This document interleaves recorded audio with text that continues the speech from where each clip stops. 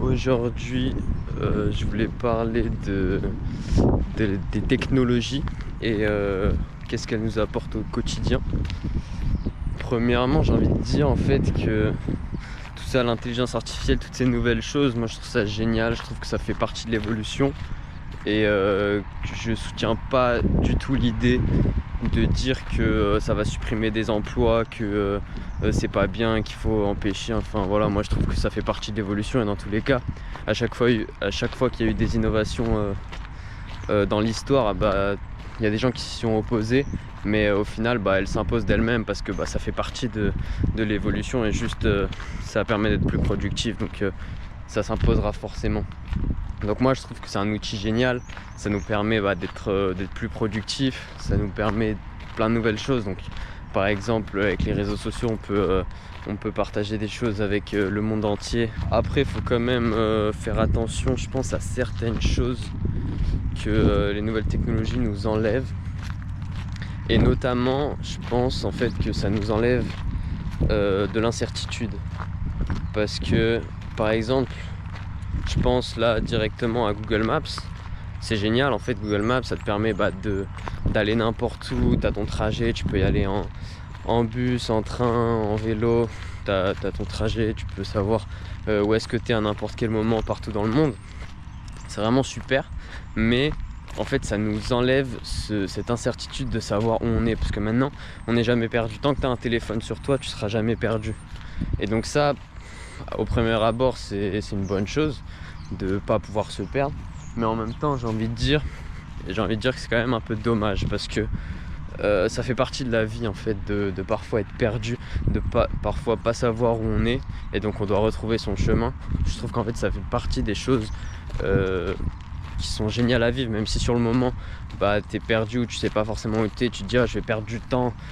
Voilà, je sais pas où je suis, c'est un peu embêtant, mais en fait au final, peut-être en étant perdu, tu vas découvrir de nouveaux lieux, tu vas découvrir de nouvelles personnes, tu vas peut-être demander ton chemin à des gens, tu vas regarder, je sais pas, la carte sur l'arrêt de bus, tu vas essayer de trouver le chemin. C'est comme un sort de petit jeu en fait, et moi je trouve ça super stimulant. Et donc je trouve que les réseaux sociaux nous enlèvent un peu cette incertitude là qui rend justement la vie intéressante et pleine de surprises.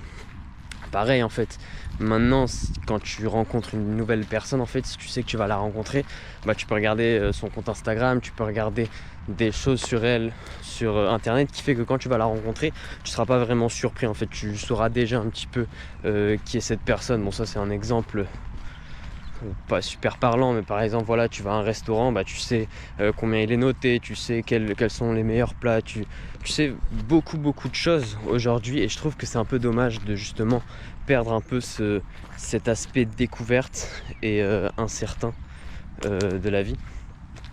Je vais donner un exemple. Moi je suis parti en vacances à Malte avec un ami à moi, et on est parti une semaine, un peu plus je crois. Et à Malte, on s'était dit qu'on n'allait pas utiliser Google Maps. Donc on l'a utilisé de temps en temps, vraiment quand on était perdu, ou c'était généralement pour les bus, pour savoir où est-ce qu'il fallait le prendre, parce que fallait rentrer quoi. Mais sinon en fait on l'utilisait pas. Et nous notre idée c'était vraiment d'aller dans un endroit, dans une zone en fait, pas un endroit précis. Nous on se levait le matin et on disait on va aller sur cette partie de l'île, donc au sud de l'île, au nord de l'île, à l'est, à l'ouest, une zone. Mais après, une fois qu'on était dans la zone là, on marchait beaucoup. Et en fait, une fois qu'on était là-bas, on se disait tiens, j'aimerais bien aller là-bas. Tiens, je vais regarder, etc. Et donc ça, franchement, c'était une expérience vraiment géniale. J'ai vraiment beaucoup aimé parce que en fait, tu découvres les choses au fur et à mesure et tu peux que être surpris positivement.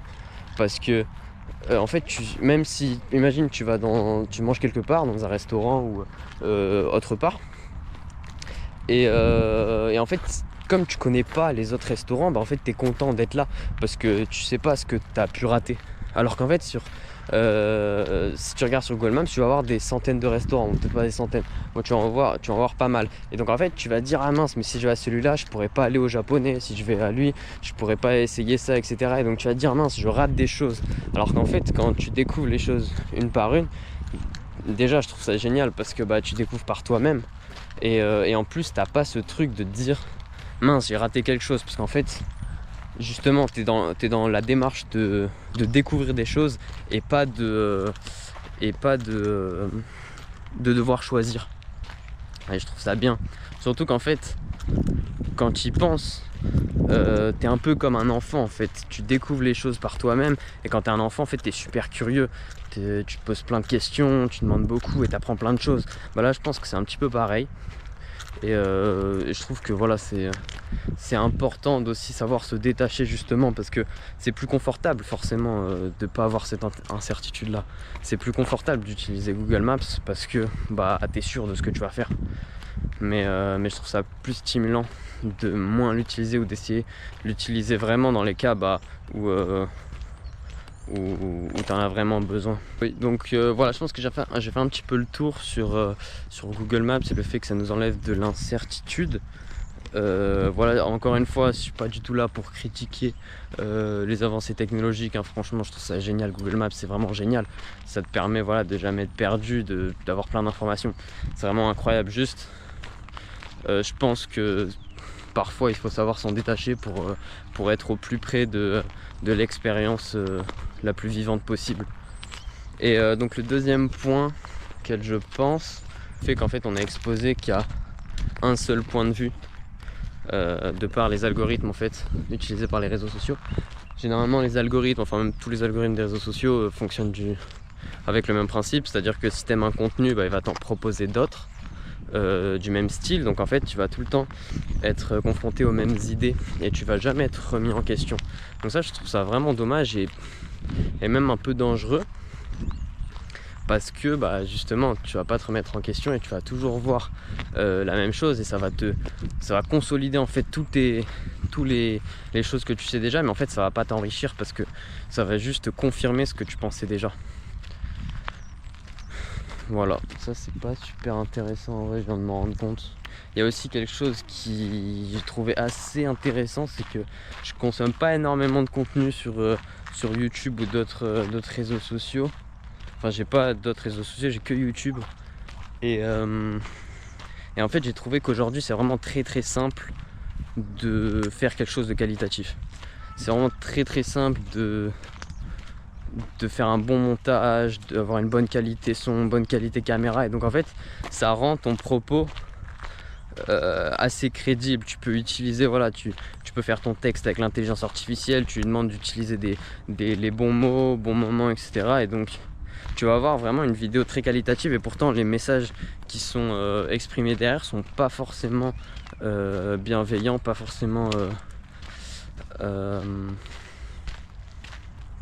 vrai en fait, tout simplement. Mais je pense qu'on peut très facilement falsifier des informations, ou voilà, n'exposer qu'un seul point de vue. Et donc voilà, toujours faire attention. Moi, toujours quand je regarde des vidéos YouTube, je regarde toujours les sources qui ont été utilisées, ou alors en fait ne pas tout prendre pour acquis. Par exemple, quand quelqu'un dit une phrase qui lui semble évidente, en fait, si ça se trouve, la phrase n'est pas vraie, et il va construire tout son raisonnement là-dessus, alors qu'il y a une des phrases qu'il a dit qui en fait n'est pas une vérité générale et qui n'est juste pas vraie. Et d'ailleurs, moi, c'est ce que je ferais si jamais je regarde une de mes propres vidéos, je ferais pareil. Quand moi je parle, je me dis mais attends, est-ce que là ce que tu dis c'est vraiment ça? Parce que parfois on dit des choses rapidement en se disant oui, c'est normal, mais en fait non. Et si tout ton raisonnement est basé là-dessus, ce sera un raisonnement erroné. Et vu que en fait ton contenu il est de qualité, que tu as un bon montage, que tu as vraiment tout d'un professionnel, en fait ça va rendre le propos super crédible, alors qu'en fait si ça se trouve il est bancal. Bon bref, ce point là il est un peu confus en vrai. Je sais pas trop pourquoi je l'ai dit, je vous avoue, je sais pas trop où je vais en venir. Ouais, c'est ce que je pense. Après, est-ce que c'est intéressant? Je sais pas trop. Après, voilà, forcément une constatation, mais ça, je pense que beaucoup de personnes le savent, c'est que on perd notre autonomie avec l'intelligence artificielle, notamment avec ChatGPT. Maintenant, dès qu'on a un problème, dès qu'on a une question, en fait, on va demander à ChatGPT, donc on perd beaucoup de notre autonomie. Mais ça, je pense que c'est quelque chose d'assez évident. Et bien évidemment, faut essayer de combattre ça au plus Donc essayer de réfléchir par nous-mêmes. Essayer donc de réfléchir par nous-mêmes le plus possible, et même quand ChatGPT nous donne des réponses, essayer de le remettre en question, ensuite de se remettre en question bien évidemment, de pas prendre ChatGPT pour un gourou ou quelqu'un qui a la science infuse.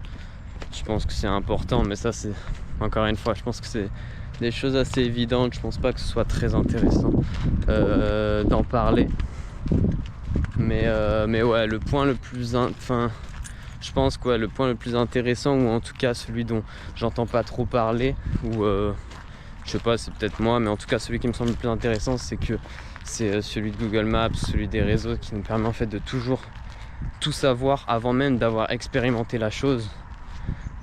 Je trouve que ça enlève un petit peu de vivant, et donc moi je vais essayer au plus possible de justement ne pas faire ça. Donc par exemple, si je vais dans un nouvel événement, dans un nouvel endroit et tout, m'interdire en fait de regarder sur internet ce que c'est, parce que j'ai envie de découvrir par moi-même et j'ai envie de faire ma propre opinion une fois que je suis là-bas. Et comme ça j'aurai un peu ce petit stress de mince, est-ce que ça va être bien, est-ce que ça va pas être pas bien, mais je sais pas, mais tant mieux en fait, parce que justement c'est ça qui va rendre la chose intéressante, c'est que je sais pas trop à quoi m'attendre. Premier point était intéressant, les deux autres un peu moins. Bon voilà, moi je vous dis ciao et à la prochaine.